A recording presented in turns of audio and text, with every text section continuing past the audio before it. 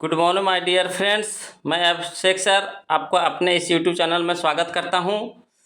चलिए बबू, आज हम लोग शुरू करने वाले हैं ऑक्सफोर्ड करेंट इंग्लिश ट्रांसलेशन, है ना। ऑक्सफोर्ड करेंट इंग्लिश ट्रांसलेशन, इस बुक को शुरू करने से पहले आज हम लोग पहले जान लेंगे कि ट्रांसलेशन बनाते कैसे, ट्रांसलेशन का नियम क्या होता है, जो हम लोग पहले जानेंगे।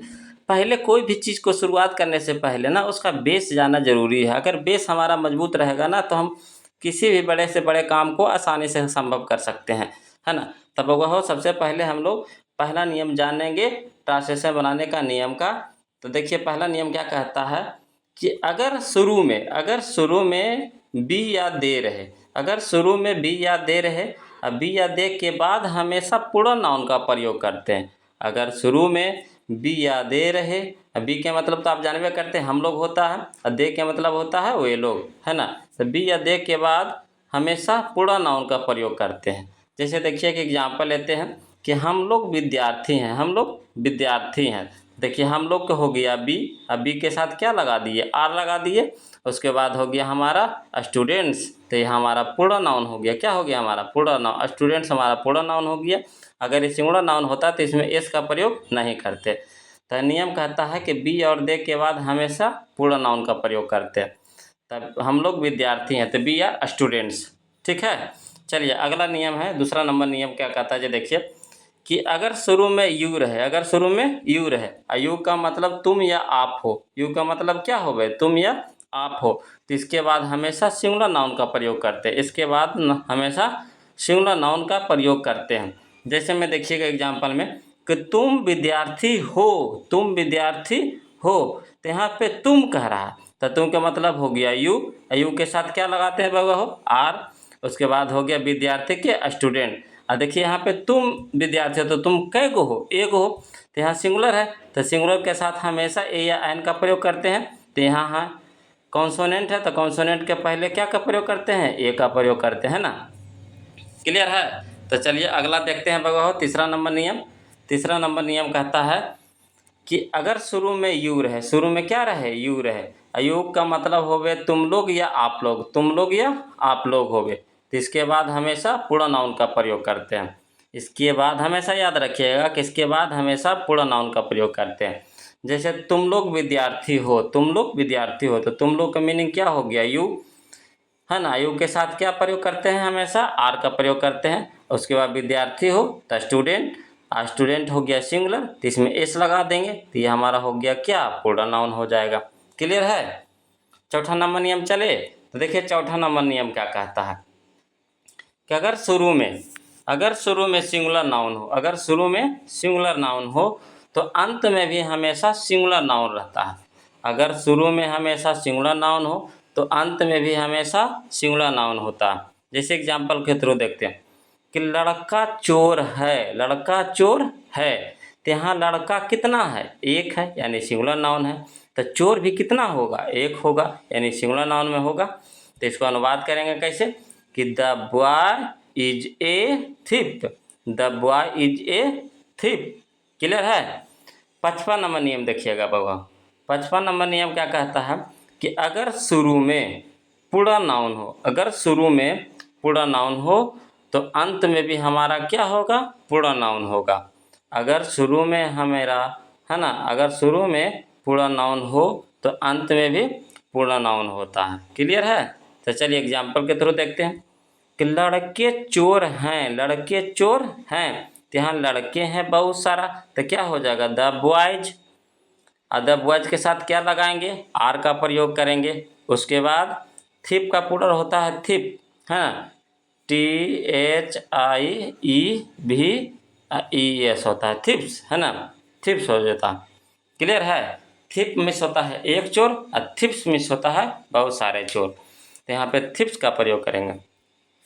अगला बगा हो, छठा नंबर नियम क्या कहता है। छठा नंबर नियम देखिएगा कि अगर राम और श्याम, राम और श्याम नौकर है, राम और श्याम नौकर है, राम और श्याम नौकर है, तो यहाँ देखिएगा दो नाम आ रहा है। कितने नाम आ रहा है, दो नाम, एक आ रहा है राम, एक आ रहा है श्याम।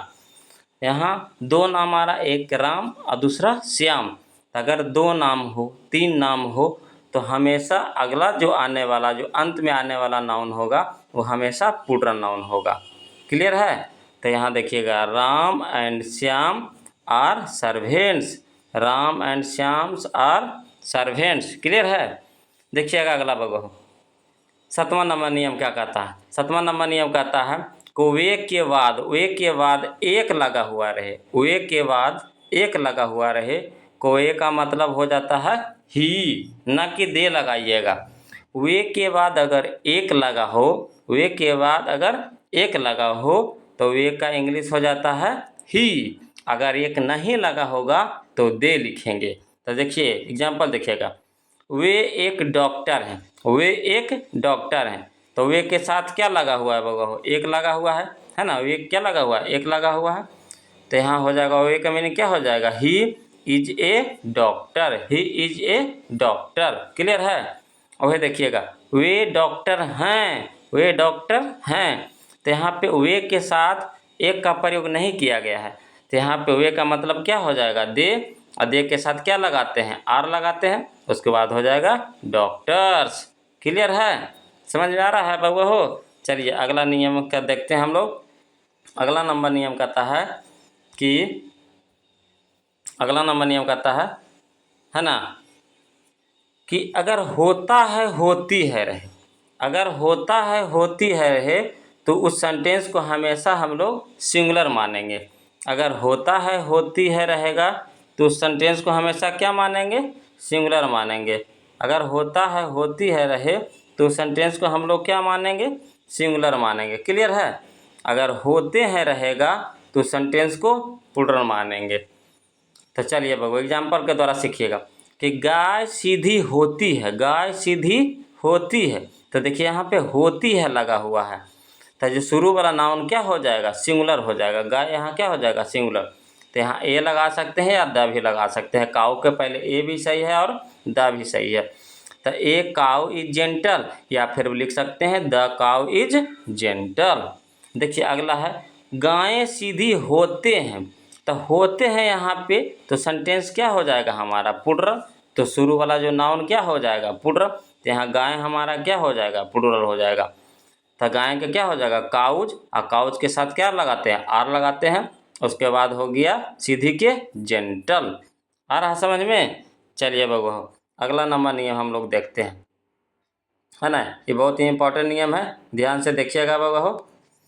कहता है कि द का प्रयोग हम लोग जानेंगे कि देखिए कहीं द लग रहा है तो कहीं ए लग रहा है, तो काहे लग रहा है, क्यों लग रहा है, ए पर जानिएगा कि द का प्रयोग हम लोग कहाँ करते हैं, क्यों करते हैं। तो कहता है द का प्रयोग वैसे नाउन के पहले होता है। द का प्रयोग वैसे नाउन के पहले होता है जो वक्ता या श्रोता के लिए खास, निश्चित या पूर्व परिचित, माने उसके लिए वक्ता या श्रोता, वक्ता यानी बोलने वाला, या श्रोता का मतलब हो गया सुनने वाला। या तो बोलने वाला के लिए या तो सुनने वाला के लिए, या तो खास हो या तो निश्चित हो, है ना, या तो पूर्व परिचित हो, यानी पहले से उसको क्या हो? जानकारी हो उसके बारे में। तो इस स्थिति में नाउन सिंगुलर हो या प्लूरल, नाउन सिंगुलर हो या प्लूरल, काउंटेबल हो या अनकाउंटेबल, सभी के पहले द का प्रयोग करते हैं। सभी के पहले क्या करते हैं? द का प्रयोग करते हैं। सभी के पहले क्या करते हैं? द का प्रयोग करते हैं। तो देखिएगा बउआ, है ना, कहता है नियम क्या कि द का प्रयोग वैसे नाउन के पहले होता है जो वक्ता या श्रोता के लिए खास, निश्चित या पूर्व परिचित हो। इस स्थिति में नाउन सिंगुलर हो या प्लूरल, काउंटेबल हो या अनकाउंटेबल, सभी के पहले द का प्रयोग करते हैं। तो देखिएगा बउआ हो, एग्जाम्पल के द्वारा हम लोग समझते हैं। बच्चे नटखट होते हैं। बच्चे नटखट होते हैं, तो यहाँ पे निश्चित या खास या पूर्व परिचित पता नहीं चल रहा है। कहाँ यहाँ पे होते हैं तो कोई भी होते हैं, है ना। तो यहाँ पे द का प्रयोग नहीं करेंगे, यहाँ लिखेंगे बच्चे का हो गया चिल्ड्रेन और नॉटी, है ना, चिल्ड्रेन और नॉटी। देखिए यहाँ पे बच्चे नटखट हैं कह रहा है, यानी उसको निश्चित बता रहा है, खास बता रहा है या पूर्व परिचित बता रहा है ना। जैसी हैं कह दे यानी उस पर जोर पड़ रहा है। तो यहाँ पे बच्चे निश्चित हो जाएगा। तो द चिल्ड्रेन आर नॉटी लगाएंगे, द चिल्ड्रेन आर नॉटी लिखेंगे, है ना। यहाँ देखिए अगला हुआ कुर्सी टूटी है, देखिए उस पर जोर पड़ रहा है, बोलिएगा, बोलने से ही पता चल रहा है कि उस पर जोर पड़ रहा है कि कुर्सी टूटी है। तो द चेयर इज ब्रोकन, यहाँ पे चेयर के पहले क्या लगाएंगे बगो, द लगाएंगे। उसी अगला देखिए कुर्सियाँ टूटी है, कुर्सियाँ टूटी है, देखिए जोर पड़ रहा है, कुर्सियाँ टूटी है। तो द चेयर्स, कुर्सियाँ हैं तो द चेयर्स, द चेयर्स के साथ क्या लगाएंगे, आर, उसके बाद टूटी के ब्रोकन। आ रहा है समझ में। देखिए अगला देखिएगा, है ना। अगला कहता पानी गंदा है, पहले उसके बाद देखिए वो को छोड़ दीजिए, है ना। कुर्सियाँ उपयोगी होते हैं, होते हैं तो यहाँ पे निश्चित पता नहीं चल रहा, खास पता नहीं चल रहा, पूर्व परिचित पता नहीं चल रहा। तो इस स्थिति में द का प्रयोग हम लोग नहीं करेंगे। तो यहाँ हो जाएगा chairs are useful, chairs are useful. अगला देखिए वो पानी गंदा है, तो गंदा है बोलने से यह पता चल रहा है कि पानी जो है निश्चित है, उसके बारे में जो सुनने वाला है या बोलने वाला उस चीज़ को इस बारे में जान रहा है, तभी बता रहा है कि पानी गंदा है। तो यहाँ पे वाटर के पहले क्या लगाएंगे, द लगाएंगे। तो द वाटर इज डर्टी। देखिए अगला कहता है कि पानी उपयोगी होती है, पानी उपयोगी होती है, तो होती है तो यहाँ पे निश्चित या खास या पूर्व परिचित नहीं पता चल रहा, यहाँ पे सिर्फ कह रहा है पानी उपयोगी होती है, जनरली सी बात बता रहा है इसमें। तो वाटर इज यूजफुल लिखेंगे, यहाँ पे द का प्रयोग नहीं करेंगे, है ना। इसके लिए बगो हो एक हम ट्रिक लाए हैं आपके लिए, है ना, जो आपके लिए फायदामंद रहेगा हमेशा के लिए। देखिए कहता है ट्रिक क्या कहता है, अगर होता है होती है रहे, अगर होता है होती है रहेगा तो द का प्रयोग नहीं करेंगे। अगर होता है होती है रहेगा तो द का प्रयोग नहीं करेंगे। कब, जब उसको हम लोग गिनेंगे नहीं, तभी सिर्फ कहाँ के लिए, किसके लिए रहो, ओनली फॉर अनकाउंटेबल नाउन, जिसको वैसा नाउन जिसको हम लोग गिन नहीं सकते उसके लिए प्रयोग होता है ना। उसके लिए ट्रिक बनाए हैं हम आपके लिए स्पेशल, कि होता है होती है रहेगा तो वहाँ पे द का प्रयोग बिल्कुल नहीं करेंगे। मगर अगर है रहेगा या तो था रहेगा, सिर्फ लास्ट में क्या रहेगा, है या था रहेगा, तो वहाँ पे द का प्रयोग जरूर करेंगे, द का प्रयोग जरूर करेंगे। ये किसके लिए है बाबा हो, तो only for uncountable noun. Uncountable noun का मतलब समझ रहे होंगे आपको, कोई सी संख्या जिसको, वैसा नाउन जिसको हम लोग गिन नहीं सकते, अनकाउंटेबल नाउन जिसको हम लोग गिन नहीं सकते, जैसे पानी, है ना, तेल, है ना, लकड़ी, मिट्टी, बालू, ये सब क्या है, अनकाउंटेबल नाउन है। अगला बाबा नियम जानिएगा, बहुत ही मज़ेदार नियम है अगला, अगला बहुत ही मज़ा आने वाला है। इस नियम को देखिएगा, समझने की कोशिश कीजिए कि 10वां नंबर नियम क्या कहता है कि एडजेक्टिव के बाद, एडजेक्टिव का मतलब समझते हैं कि जो किसी नाउन या प्रोनाउन की विशेषता को बताता है उसको एडजेक्टिव बोलते हैं, है ना। जो किसी नाउन या एडजेक्टिव को, जो नाउन या प्रोनाउन की विशेषता को बताता है उसको एडजेक्टिव कहते हैं। तो एडजेक्टिव के बाद होता है, होती है, होते हैं, रहता है, रहती है, रहते हैं, लगता है, लगती है, लगते हैं, रहे, तो इसको हम लोग बनाते हैं इज एम आर के द्वारा बनाते हैं। इसको हम लोग किसके द्वारा बनाते हैं, इज एम आर के द्वारा बनाते हैं। जैसे एग्जाम्पल दिए कि चीनी मीठी होती है, चीनी मीठी होती है, या फिर इसको बोल सकते हैं चीनी मीठी रहती है, चीनी मीठी होती है, या फिर चीनी मीठी रहती है, या फिर चीनी मीठी लगती है। तीनों का हम लोग जब इंग्लिश अनुवाद करेंगे, ट्रांसलेशन बनाएंगे, तो शुगर इज स्वीट होगा, शुगर इज स्वीट होगा। आया समझ में कि अगर एडजेक्टिव के बाद होता है होती है, होते हैं, रहता है रहती है, रहते हैं, लगता है लगती है, लगते हैं, रहेगा, तो इसको हम लोग बनाते हैं इज एम आर के द्वारा। तो यहाँ देखिए एग्जाम्पल में चीनी मीठी होती है, तो मीठी यहाँ पे एडजेक्टिव है बगवा। अब एडजेक्टिव के बाद देखिए क्या है, होती है, एडजेक्टिव के बाद क्या है, रहती है, एडजेक्टिव के बाद क्या है, लगती है। क्लियर है। चलिए अगला नियम और ही मज़ेदार है, समझिएगा, ये नोट करके दिए हैं, इसको नोट में समझिएगा कि नोट में क्रिया के बाद होता है, होती है, होते हैं, रहता है, रहती है, रहते हैं, लगता है, लगती है, लगते हैं, रहे, तो वह सब्जेक्ट प्लस V1 या V5 से बनता है। यानी टेंस पढ़े होंगे आप लोग, प्रेजेंट इंडेफिनिट, है ना। प्रेजेंट इंडेफिनिट पढ़े होंगे, तो उसके द्वारा इसको बनाया जाता है, प्रेजेंट इंडेफिनिट के द्वारा। कब? जब क्रिया के बाद होता है, होती है, होते हैं, रहता है, रहती है, रहते हैं, लगता है, लगती है, लगते हैं, रहेगा, तो इसको हम लोग बनाते हैं सब्जेक्ट प्लस V1 या V5 से बनाते हैं। लेकिन एडजेक्टिव के बाद, जैसे देखिए मीठी, मीठी एडजेक्टिव है, एडजेक्टिव के बाद होता है, होती है, होते हैं, रहता है, रहती है, रहते हैं, लगता है, लगती है, लगते हैं, रहेगा, तो इसको हम लोग बनाते हैं बगो इजेम आर के द्वारा बनाते हैं। था कि नहीं मज़ेदार चीज़, है ना। इसी में लड़कन सब क्या करते हैं, बच्चे सब क्या करते हैं, कन्फ्यूज कर जाते हैं कि कहाँ हम लोग सब्जेक्ट पर V1 या V5 का प्रयोग करें या कहाँ हम लोग इजेम आर के प्रयोग करें, है ना। चलिए बगो आगे के नियम हम लोग सीखेंगे। देखिएगा, जो नियम था हम लोग उसको सीख गए हैं।